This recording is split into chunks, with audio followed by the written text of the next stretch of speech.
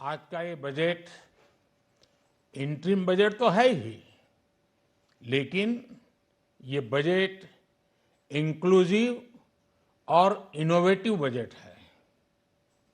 इस बजट में कंटिन्यूटी का कॉन्फिडेंस है। ये बजट विकसित भारत के 4 स्तंभ युवा, गरीब, महिला और किसान सभी को एम्पावर करेगा।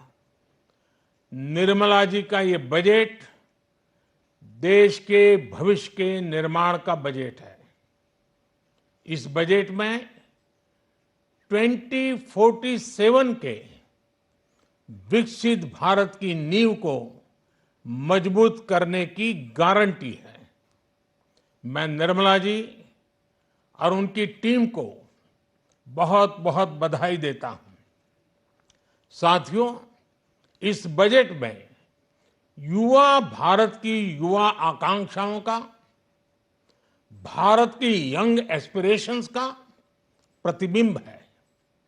बजट में 2 महत्वपूर्ण निर्णय लिए गए हैं।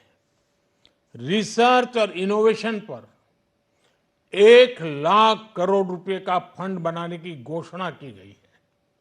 बजट में स्टार्टअप्स को मिलने वाली टैक्स छूट के विस्तार का भी ऐलान किया गया है।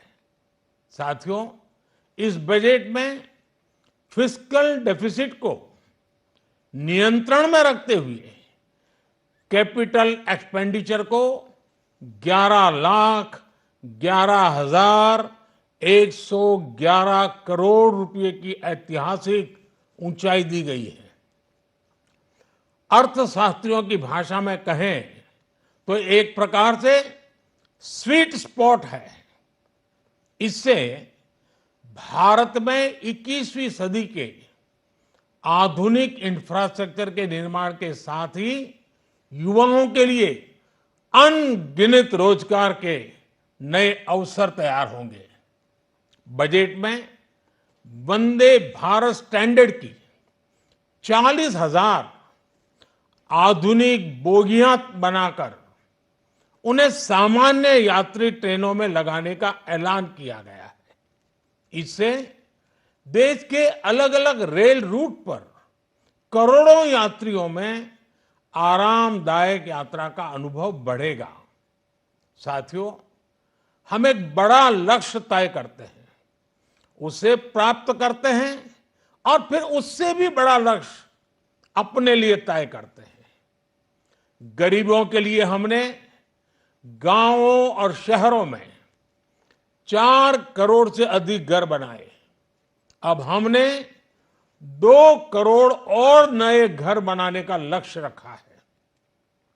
हमने 2 करोड़ महिलाओं को लखपति दीदी बनाने का लक्ष्य रखा था।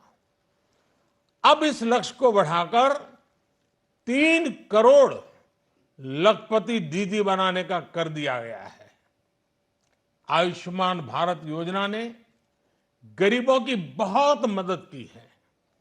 अब आंगनवाड़ी और आशा वर्कर, उन सबको इस योजना का लाभ मिलेगा। साथियों, इस बजट में गरीब और मध्यम वर्ग को एम्पावर करने, उनके लिए आय के नए अवसर बनाने पर भी बहुत जोर दिया गया है। रूफटॉप सोलर अभियान में 1 करोड़ परिवारों को सोलर रूफटॉप के माध्यम से मुफ्त बिजली प्राप्त होगी। इतना ही नहीं, सरकार को अतिरिक्त बिजली बेचकर लोगों को 15 से 20 हजार प्रति वर्ष की आय भी होगी और ये हर परिवार को होगी।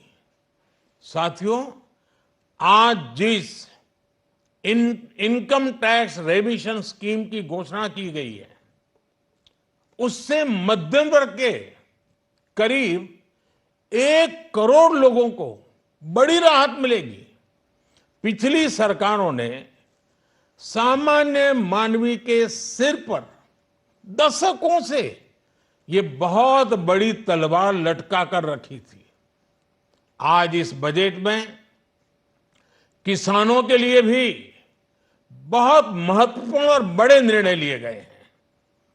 नैनो डीएपी का उपयोग हो, पशुओं के लिए नई योजना हो, पीएम मत्स्य संपदा योजना का विस्तार हो और आत्मनिर्भर ऑयल सीड अभियान हो। इससे किसानों की आय बढ़ेगी और खर्च कम होगा।